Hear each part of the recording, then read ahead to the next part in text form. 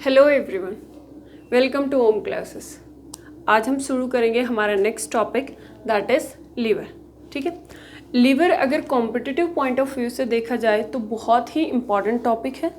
Important इसलिए क्योंकि ये जो लीवर होता है ये बहुत ज़्यादा फंक्शंस करता है हमारी बॉडी में, इसीलिए इस पे से जो क्वेश्चंस बनते हैं वो भी बहुत ज़्यादा बनते हैं। ठीक है, तो coming to the topic liver. तो लीवर का सबसे पहले ये कहाँ पे प्रेजेंट होता है? तो लीवर प्रेजेंट होता है, ये सपोज मान लीजिए हमारा माउथ है, हमने डाइजेस्टिव सिस्टम में देखा था। माउथ के बाद क्या होता है? Food pipe. फूड पाइप होती है अप्रॉक्सीमेटली 25 से 30 सेंटीमीटर की। ठीक है, और फिर खाना कहाँ पे जा रहा होता था? स्टमक में। ठीक है, तो ये स्टमक में, तो स्टमक के बगल में क्या प्रेजेंट होता है? तो स्टमक के यहाँ पे प्रेजेंट होता है लीवर। तो ये होता है लीवर। अब एक चीज़ देखो, यहाँ पे ये जो लीवर है ऐसे, ये कहाँ प्रेजेंट होता है? सबसे पहले इसकी हम देख लेते हैं लोकेशन। तो लोकेशन में इसको कई जगह बता सकते हो। देखो, जगह एक ही है बट इसको कई तरीके से पूछा जा सकता है। सबसे पहला कि ये कहाँ पे प्रेजेंट है? तो ये कहाँ पे प्रेजेंट है? अब्डोमिनल कैविटी में, जिसको हिंदी में हम बोल देते हैं कि ये कहाँ पे प्रेजेंट है? उदर गुहा। इसको हम क्या बोलते हैं? उदर गुहा, यहाँ पे प्रेजेंट है। अदरवाइज देखो, ये कहाँ पे प्रेजेंट है? स्टमक के बगल में, यानी नियर स्टमक भी लिख सकते हैं। तीसरा हम इसको बोल सकते हैं कि ये कहाँ पे प्रेजेंट है? About stomach. और ये वाला क्वेश्चन पूछा हुआ है सीडीएस में कि ये क्या बोलते हैं, लीवर कहाँ पे प्रेजेंट है? तो लीवर कहाँ पे प्रेजेंट है? About stomach. और अब आप इसको ऐसे भी बोल सकते हो कि हमारी बॉडी में लेफ्ट साइड प्रेजेंट होता है या राइट साइड प्रेजेंट होता है।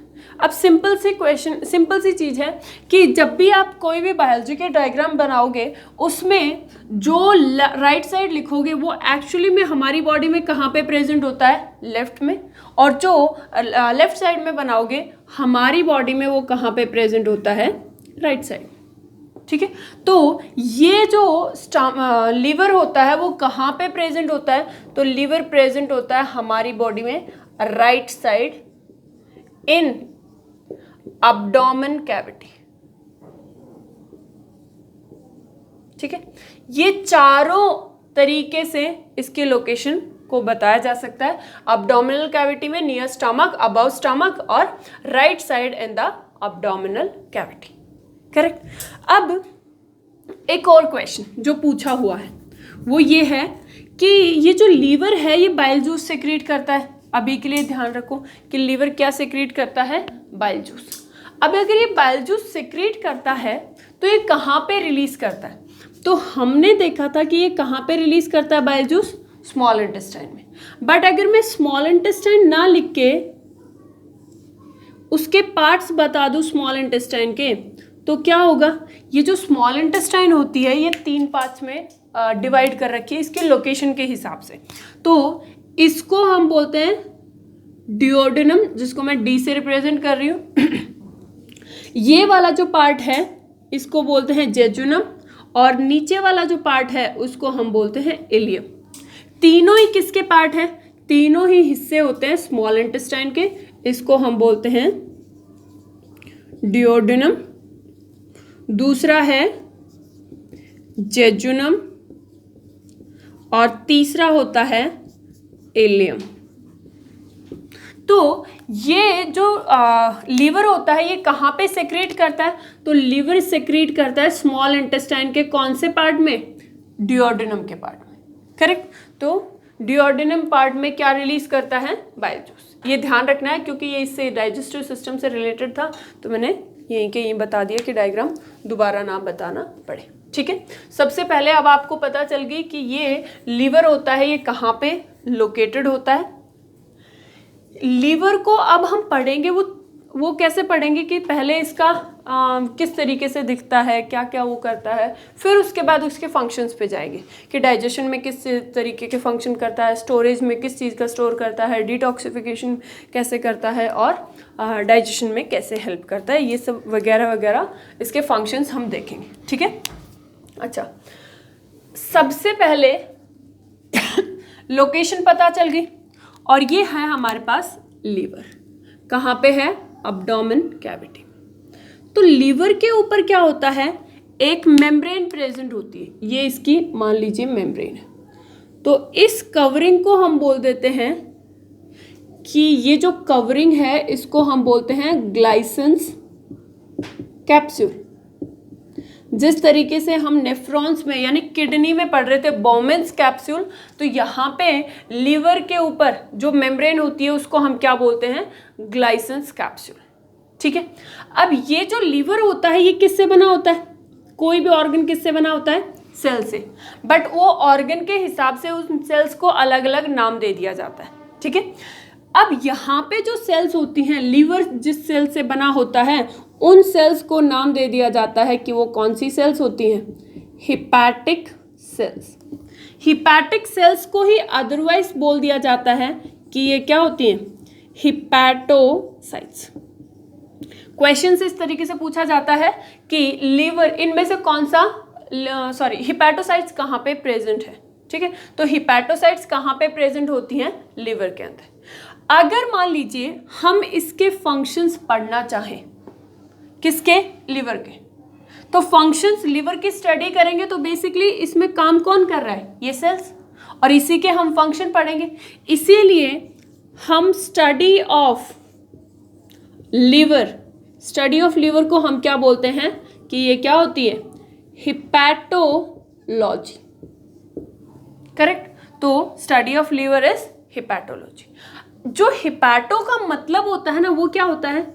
हिपैटो का मतलब होता है लीवर, और हिपैटो का लीवर, तो इससे हिपैटो वर्ड से जो भी चीज़ें शुरू होंगी वो हम किससे रिलेट कर लेते हैं? लीवर से, क्योंकि इसको ग्रीक में हिपैटो का मतलब क्या होता है? लीवर होता है, तो ये लीवर से रिलेटेड। ठीक है। अब ये जो लीवर होता है इसका वजन कितना होता है, यानी इसका वेट कितना होता है? तो ये ओवरऑल बता रही हूँ कि ये 1.5 kg के आसपास होता है। बट मेल और फीमेल में इसका वजन डिफर कर जाता है। मेल और फीमेल में यानी किसकी बात कर रहे हैं हम? हाइट की बात कर रहे हैं। हाइट के हिसाब से वजन चेंज होता है। यानी अगर मेल्स होते हैं तो ऑन एन एवरेज इसका वजन कितना होता है? 1.3 से लेके 1.8 kg। और अगर हम फीमेल्स की बात करते हैं तो फीमेल में 1.3 से लेके 1.6 kg के आसपास होता है। तो अगर मेल और फीमेल कुछ भी मेंशन नहीं है तो हम क्या करेंगे? 1.5 kg। मेल है तो अलग और फीमेल है तो अलग। ऑर्गन का वजन, हर एक ऑर्गन का वजन डिपेंड करता है उसके हमारी हाइट के ऊपर। ठीक है।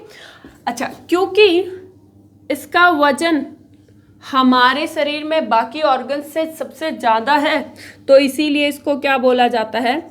Largest internal organ. साइज में भी बड़ा है वैसे। ठीक है। Largest internal organ. अगर हमारे पास इंटरनल क्यों मेंशन किया है? क्योंकि अगर लार्जेस्ट सिर्फ ऑर्गन पूछा जाए और क्या दे दिया जाए? स्किन, तो स्किन क्या होती है? सबसे लार्जेस्ट ऑर्गन। लीवर से भी लार्जेस्ट ऑर्गन कौन सा होता है? स्किन। बट स्किन क्या है? एक्सटर्नल में भी आ जाता है। और यहाँ पे हम क्या बोल रहे हैं कि लीवर क्या होता है? Largest internal organ. करेक्ट। तो लार्जेस्ट इंटरनल ऑर्गन कौन सा होता है? लीवर।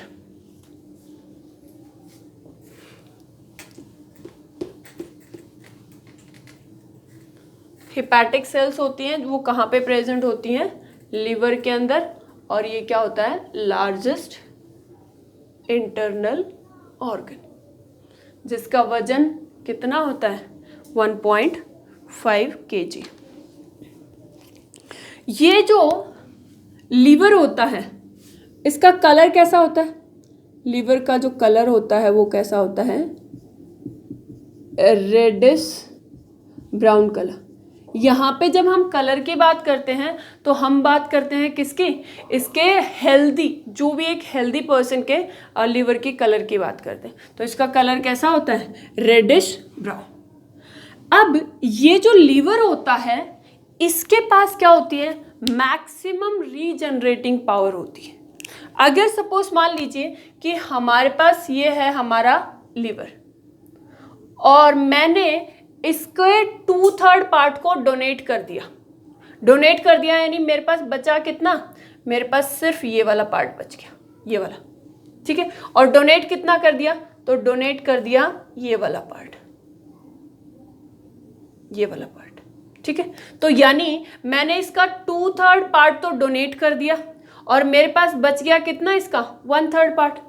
तो इस 1/3 से इसके पास इतनी रीजनरेटिंग पावर होती है कि ये पूरा का पूरा वापस बन जाता है।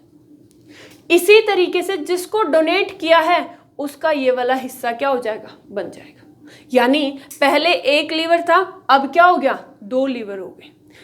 इसके किस एबिलिटी की वजह से होता है, तो ये इसकी रीजनरेटिंग पावर की वजह से होता है। जनरेटिंग पावर कैसी होती है, सबसे ज्यादा हमारी बॉडी में रीजनरेटिंग पावर किसके पास होती है, लीवर के पास। तो यहां पे लिख देती हूं मैं मैक्सिमम रीजनरेटिंग पावर। और ये कितने दिनों में, अगर हम हमारी बात करें तो ये डेवलप हो जाता है 8 से 15 दिन के बीच में, और अगर और भी ज्यादा है टू द मैक्सिमम ये सिर्फ 21 दिन लेता है, और 21 दिन में क्या करता है, पूरा का पूरा लीवर दोबारा से बन जाता है, ठीक है। तो इसके पास क्या होती है, मैक्सिमम रीजनरेटिंग पावर। और एक होता है रैट के लीवर के पास भी क्या होती है, बहुत ज्यादा, और वो हमसे भी कम टाइम लेता है, ठीक है। वो 5 से 7 दिन में अपना लीवर वापस से बना सकता है, अपना लीवर यानी 2/3 पार्ट उसका इतने दिन में वो बना सकता है, ठीक है।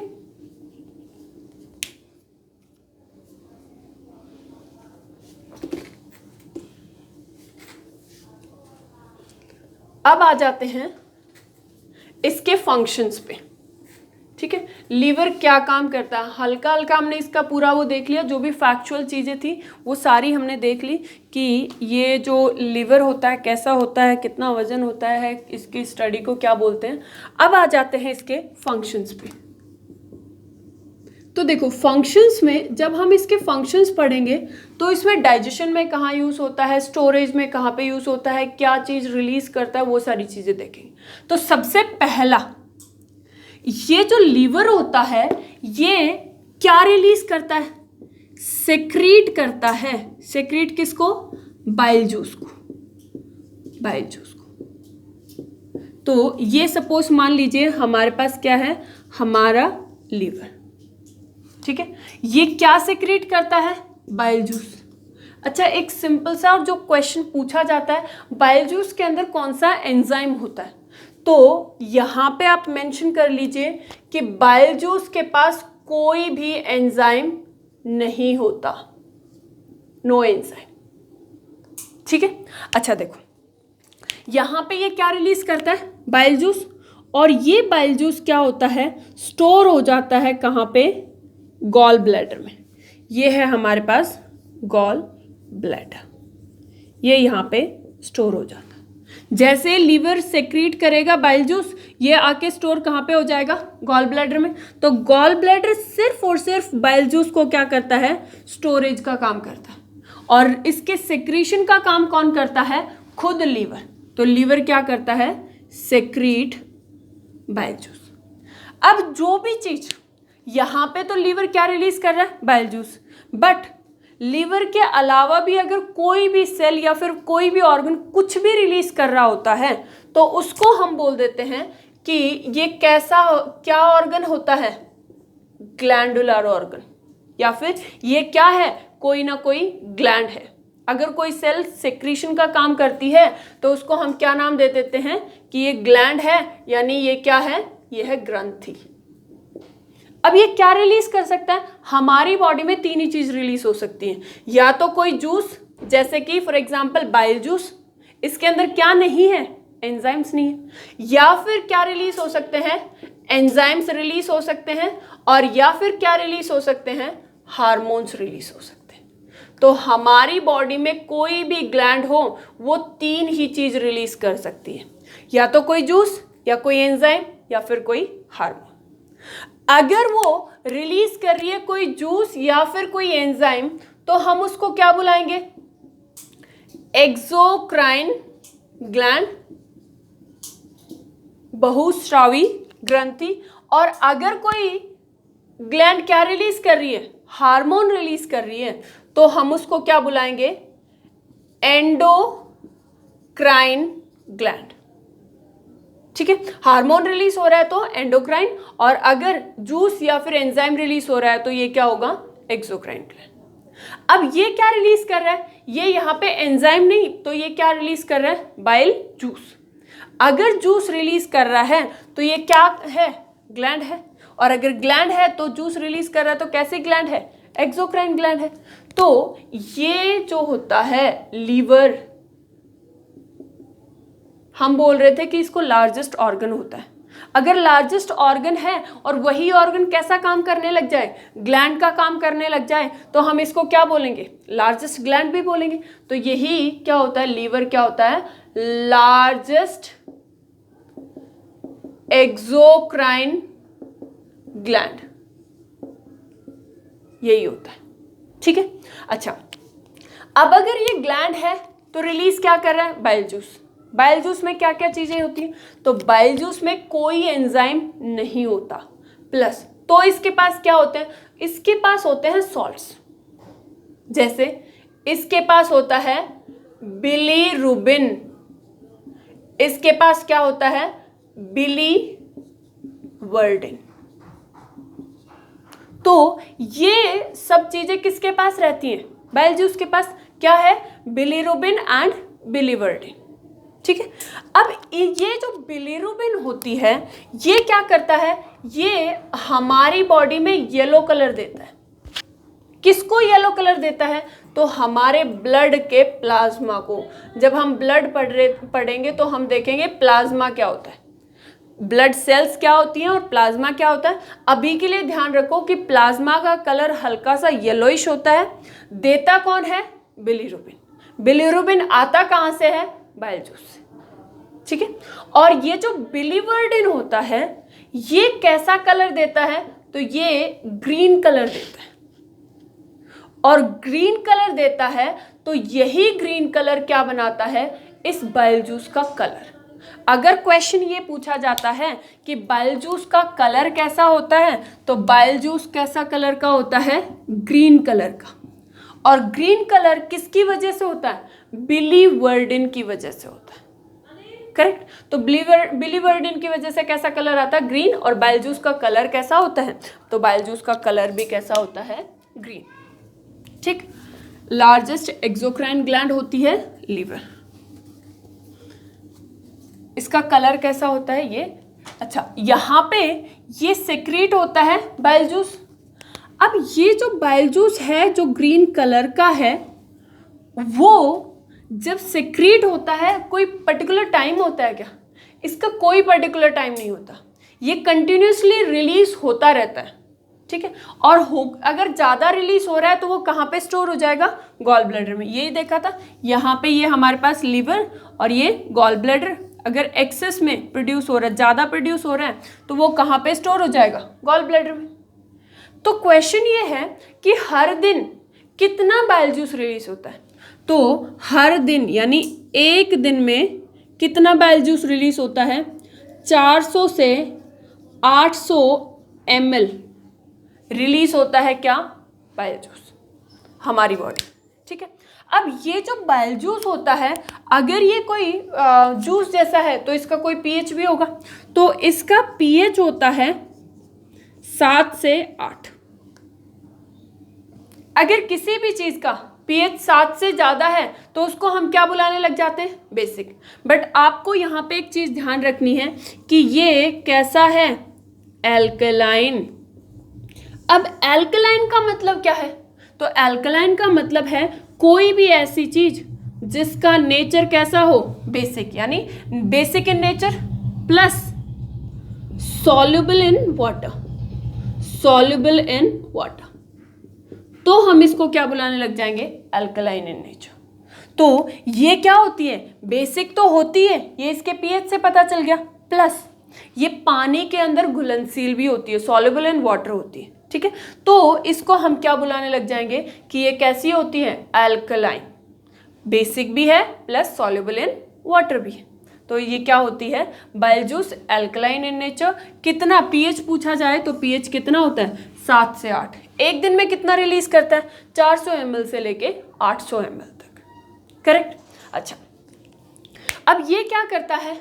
ये जो बिलिरुबिन यानी ये बाइल जूस है, इसका काम क्या होता है?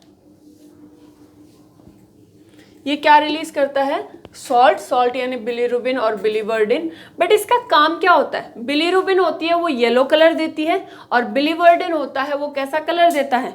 Green colour. अच्छा देखो, इसके फंक्शंस क्या होते हैं? तो ये क्या करता है? सबसे पहले ये डाइजेशन में कहाँ पे काम आता है? बाइल जूस किस में हेल्प करता है? हम डाइजेस्टिव सिस्टम में पढ़ रहे थे। तो डाइजेस्टिव सिस्टम में बाइल जूस क्या काम कर रहा था कि हमारे पास बहुत हैवी मॉलिक्यूल्स थे, किसके? फैट के। और ये उन फैट को, बाइल जूस जब इन फैट के ऊपर गिरता है, बाइल जूस इन फैट्स के ऊपर गिरता है, तो वो क्या करता है? इनको छोटा छोटा फैट्स में बना देता है, यानी सिर्फ इनको ब्रेक करके इनके टुकड़े टुकड़े कर देता है। यही काम होता है किसका? बाइल जूस का, ठीक है। और इस प्रोसेस को, बाइल जूस के फैट को छोटे छोटे टुकड़ों में बांटना, यानी बस यहाँ पे ये क्या है? लार्ज मॉलिक्यूल है, और यहाँ पे ये क्या है? स्मॉल मॉलिक्यूल है। इस प्रोसेस को ही हम क्या बोलते हैं? एमल्सिफिकेशन। और ये वर्ड याद रखना है, ठीक है। तो इस प्रोसेस को हम क्या नाम देते हैं? तो इस प्रोसेस को हम नाम देते हैं एमल्सिफिकेशन, ठीक है। और हिंदी में इसको बोलते हैं पायसीकरण, ठीक है। तो इसका काम क्या होता है? बाइल जूस का काम क्या होता है? लार्ज मॉलिक्यूल्स ऑफ फैट को किस में कन्वर्ट कर देना? छोटे छोटे टुकड़ों में ब्रेक कर देना। वही काम किसका होता है? हमारे पास बाइल जूस का। दूसरा, आपने सुना होगा पीलिया हो जाता है, जॉइंडिस होते हैं। तो ये जो बिलिरुबिन होता है, ये कैसा कलर दे रहा होता है? येलो। और जब पीलिया होता है तो बिलिरुबिन का अमाउंट एक्सेस में रिलीज होने लग जाता है, यानी बिलिरुबिन का अमाउंट बढ़ जाता है। तो वो कहाँ पे जाएगा? हमारे ब्लड में भी जाएगा। सपोज मान लीजिए यहाँ पे आ जाते हैं कि यहाँ पे लिवर में बहुत ज़्यादा क्या रिलीज हो रहा है? बिलिरुबिन। और वो बिलिरुबिन यहाँ से कहाँ पे जाएगा? ब्लड में जाएगा। और अब ब्लड कहाँ पे प्रेजेंट है? हमारे पूरे शरीर में। तो जहाँ जहाँ पे भी जाएगा ये कलर कैसा देगा? येलो। तो अगर ब्लड में बिलिरुबिन का अमाउंट बढ़ जाता है तो ब्लड जहाँ पे भी जाएगा कलर कैसा हो जाएगा? हल्का सा येलोइश कलर देगा। और वही क्या होता है? पीलिया। और पीलिया की जब आप इवन रिपोर्ट भी देखोगे, डॉक्टर की रिपोर्ट देखोगे, तो उसमें क्या बताया जाएगा कि लीवर के अंदर डैमेज हो रखा है, लीवर के अंदर जो चेंजेस आ रखे हैं वो होते हैं, ठीक है। ठीक, यहाँ पे ये बाइल जूस के फंक्शंस कि वो डाइजेशन में क्या करता है? लार्ज मॉलिक्यूल ऑफ फैट को किस में कन्वर्ट करता है? स्मॉल मॉलिक्यूल्स में। प्लस ये किसको? जॉइंडिस को, पीलिया, जॉइंडिस। इसकी वजह से क्या होती है? जॉइंडिस। और जॉइंडिस किसकी वजह से होती है? हमारे पास 2 सॉल्ट हैं, बट ये किसकी वजह से? बिलिरुबिन की वजह से। और बिलीवर्डिन कैसा कलर देता है? ग्रीन। तो ये जो ग्रीन कलर है ये किसका कलर होता है? बाइल जूस का। बाइल जूस को कलर देता है। और ये बिलिरुबिन होता है वो प्लाज्मा को। बट अगर डैमेज हो जाता है तो बिलिरुबिन का अमाउंट क्या हो जाता है? बढ़ जाता है। बिलिरुबिन का अमाउंट बढ़ जाता है तो ये क्या होगा? यहाँ पे जॉइंडिस यानी पीलिया हो जाएगा। ठीक है, तो ये हमारा सबसे पहला फंक्शन किसका, लीवर का, कि क्या रिलीज करता है और उसके काम क्या होते हैं। बाइल जूस रिलीज करता है, बाइल जूस रिलीज करता है तो उसके फंक्शंस, जो फैट मॉलिक्यूल्स होते हैं, हेवी फैट मॉलिक्यूल्स, उसको स्मॉलर फैट मॉलिक्यूल्स में कन्वर्ट करता है। दूसरा ये कैसा काम करता है, ये स्टोरेज का काम करता है। ठीक है, स्टोर किसको करके रखता है, तो ये स्टोर किसको करके रखता है, विटामिन्स को भी स्टोर करके रखता है और ग्लूकोज को भी स्टोर करके रखता है। तो पहले देख लेते हैं किस किस विटामिन को स्टोर करके रखता है। तो ये 5 विटामिन्स को स्टोर करके रखता है, ए, डी, ई, के एंड B12। इन 5 विटामिन्स को ये स्टोर करके रखता है। अब देखो, जो हमारे पास 2 विटामिन है, कौन से, विटामिन बी और विटामिन सी, इसको हम बोलते हैं कि ये क्या होते हैं, वाटर सॉल्युबल विटामिन्स। और बाकी के ए, डी, ई, के, ये सारे के सारे क्या होते हैं, फैट सॉल्युबल विटामिन्स होते हैं। तो ये किसको स्टोर करके रखता है, सबसे ज़्यादा फैट सॉल्युबल विटामिन्स को। फैट सॉल्युबल विटामिन्स को क्या करता है, स्टोर करता है। ठीक है, और इसीलिए अगर स्टोरेज में क्वेश्चन पूछा जाए कि लीवर किस चीज़ का स्टोरेज करता है, तो उनमें से एक क्या है, विटामिन्स को भी स्टोर करके रखता है। और अगर मोस्टली पूछा जाए सबसे ज़्यादा वाटर सॉल्युबल और फैट सॉल्युबल, तो आपको मेंशन क्या करना है, फैट सॉल्युबल विटामिन्स को ये क्या करता है, स्टोर करके रखता है। इसके अलावा ये जो स्टोर करके रखता है वो करता है ग्लाइकोजन। और ग्लाइकोजन क्या होता है, देखो कि हम जब खाना खाते हैं तो खाना डाइजेस्ट होके किस में कन्वर्ट हो जाता है, ग्लूकोज में। और जब भी हमारे ब्लड के अंदर ग्लूकोज का अमाउंट बढ़ जाता है तो वो क्या करता है, एक हार्मोन आता है, यानी जब भी ग्लूकोज, यानी ग्लूकोज कहाँ पे, ब्लड शुगर होता है। अगर ब्लड शुगर ग्लूकोज है तो कहाँ पे प्रेजेंट होगा, ब्लड में। तो जब भी इसका अमाउंट बढ़ जाता है, मैं यहाँ पे ऐसे इंडिकेशन, बढ़ जाता है, तो यहाँ पे एक हार्मोन आता है। और वो हार्मोन कौन सा होता है, इंसुलिन। कहाँ से रिलीज होता है, तो इंसुलिन रिलीज होता है पैनक्रियास से। ठीक है, पैनक्रियास सेक्रीट, किस चीज को सेक्रीट करता है, इंसुलिन को। और ये इंसुलिन क्या करता है, इस ग्लूकोज को किस में कन्वर्ट कर देता है, ग्लाइकोजन में कन्वर्ट कर देता है। और ये ग्लाइकोजन क्या हो जाता है, स्टोर्ड इन लीवर, लीवर के अंदर स्टोर कर दिया जाता है। अब जब ये लीवर के अंदर स्टोर कर दिया जाता है तो ये क्या होगा, इसको खाने को स्टोर करके रखेगा। अब जब ये खाने को स्टोर करके रखेगा, कब के लिए, इमरजेंसी के लिए। ये तो कब की बात होती है, जब हम ग्लूकोज खाते रहते हैं। बट ये कब है कि जब हमने मान लीजिए कि खाना नहीं खाया, तो खाना नहीं खाया तो ये क्या करेगा, ये रिजर्व फूड के जैसे काम करेगा। यानी ये वापस से किस में कन्वर्ट होगा, ग्लूकोज में, और फिर हमें क्या देगा, एनर्जी। ठीक है, तो ये क्या है, देखो एनर्जी सिर्फ और सिर्फ किससे मिलती है, हमारी बॉडी में, ग्लूकोज से। ग्लूकोज जब भी ऑक्सीजन के साथ रिएक्ट करता है, ऑक्सीडाइज हो जाता है, तो वो क्या देता है, एनर्जी। ठीक है, energy plus carbon dioxide and water. But उससे मतलब नहीं है, हमें देखना है कि एनर्जी कहाँ से मिलती है। तो एनर्जी कहाँ से मिलती है, ग्लूकोज से। तो ये क्या करता है, जब भी हम खाना नहीं खाते तो लीवर वाला ग्लाइकोजन किस में कन्वर्ट हो जाता है, ग्लूकोज में, और हमें एनर्जी देता है। ठीक है, अब ये स्टोर्ड इन लिवर, और इसीलिए हमारी बॉडी के जो स्टोर्ड फूड है, यानी रिजर्व फूड है, रिजर्व्ड फूड, वो क्या होता है, ग्लाइकोजन। पूछा जाता है, और सबसे यहाँ पे फंक्शंस में सबसे इंपॉर्टेंट पार्ट ये कि ग्लूकोज खाते हैं, वो इंसुलिन किस में कन्वर्ट कर देता है, ग्लाइकोजन में। और वही क्या होता है, रिजर्व फूड, संग्रहित, या फिर इसी को हम बोलते हैं कि ये क्या होता है, हमारी बॉडी में संचित खाना। ठीक है, तो लीवर के और भी फंक्शंस हैं, वो हम करेंगे हमारी नेक्स्ट क्लास में। अब के लिए बस यही 2 फंक्शंस, बट नेक्स्ट क्लास में बाकी के सारे फंक्शंस हम देखेंगे। ठीक है, थैंक यू।